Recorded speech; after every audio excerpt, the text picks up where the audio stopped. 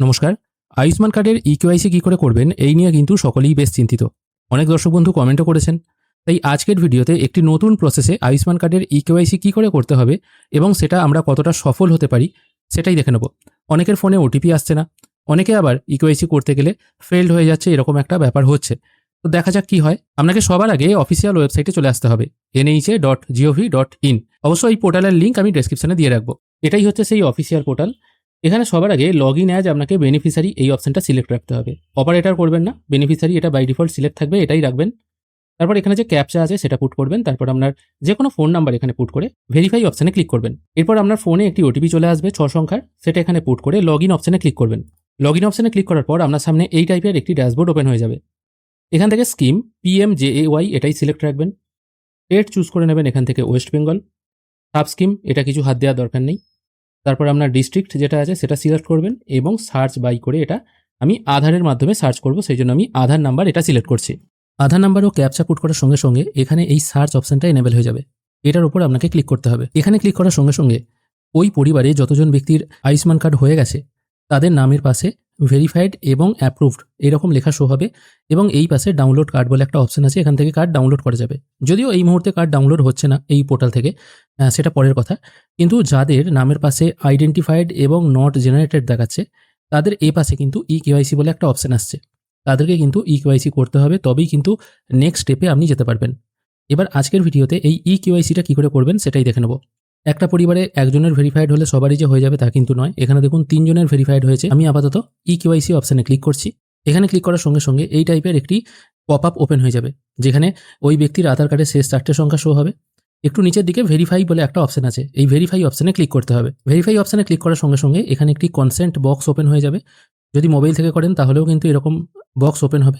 আপাতত একটু নিচের দিকে এসে এই এর পাশে যে চেক বক্স আছে এখানে টিক মার্ক দিয়ে অ্যালাউ অপশানে ক্লিক করতে হবে। অ্যালাউ অপশানে ক্লিক করার পর এখানে কিন্তু আপনাকে দুটো ওটিপি পুট করতে হবে।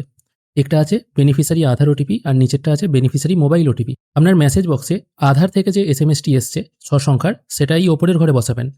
আর একটা এসএমএস আসবে দেখবেন, সেখানে লেখা আছে NHA SMS, এরকম কথা লেখা আছে। এই NHA SMS থেকে যে এসএমএসটি এসছে সেটা বসাতে হবে এই নিচের ঘরে। আমি আপাতত দুটো ওটিপি এখানে বসিয়ে দিয়েছি।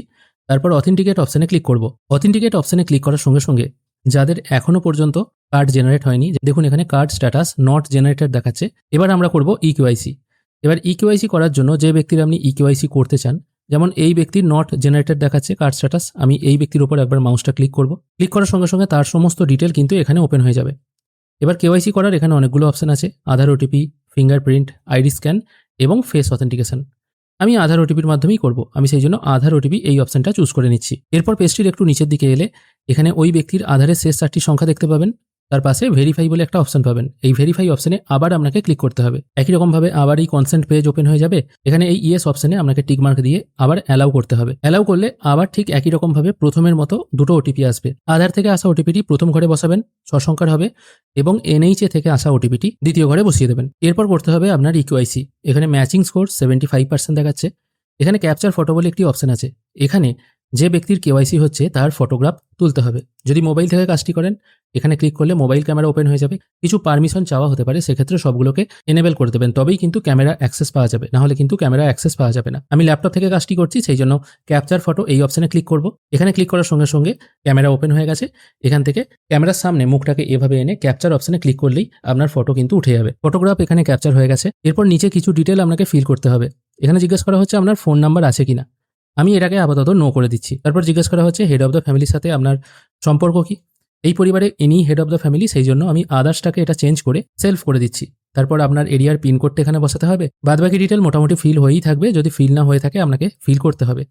সাব ডিস্ট্রিক্ট এটা ড্রপডাউন মেনু থেকে আপনাকে চুজ করে নিতে হবে এবং তারপর ভিলেজের নামটা ড্রপডাউন মেনু থেকে চুজ করে নিতে হবে। সব কিছু ফিল হয়ে গেলে তারপর সাবমিট অপশানে ক্লিক করবেন।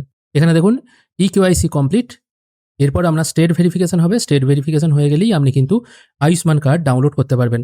অনেকেই এখানে এই যে জিজ্ঞেস করা হচ্ছে আপনার ফোন নাম্বার আছে কিনা, এটা অনেকে ইয়েস করছিলেন, তারপর ফোন নাম্বার পুট করে ভেরিফাই করছিলেন। অনেকের ফোনে কিন্তু এই কারণে ওটিপি আসছিল না। আমি কিন্তু এটাকে নো করে দিলাম, যার ফলে এখানে কিন্তু ফোন নাম্বার পুট করার আমার কোনো প্রয়োজন হলো না। আমি সরাসরি এখানে কিন্তু কেওয়াইসি করে নিলাম। এটা আমি আপাতত ওকে করে দিচ্ছি। এরপর আমি স্ট্যাটাস চেক করে দেখব কেওয়াইসি আদৌ হলো কিনা। এবার এখানে খেয়াল করে দেখুন এই যে ব্যক্তি ছিলেন তার ইকেওয়াইসি স্ট্যাটাস এখন দেখাচ্ছে ভেরিফাইড। আগে দুজনের কিন্তু ভেরিফাই হয়নি দেখাচ্ছিল, এখন কিন্তু এনার ভেরিফাই হয়ে গেছে এবং স্টেট ভেরিফিকেশন পেন্ডিং দেখাচ্ছে।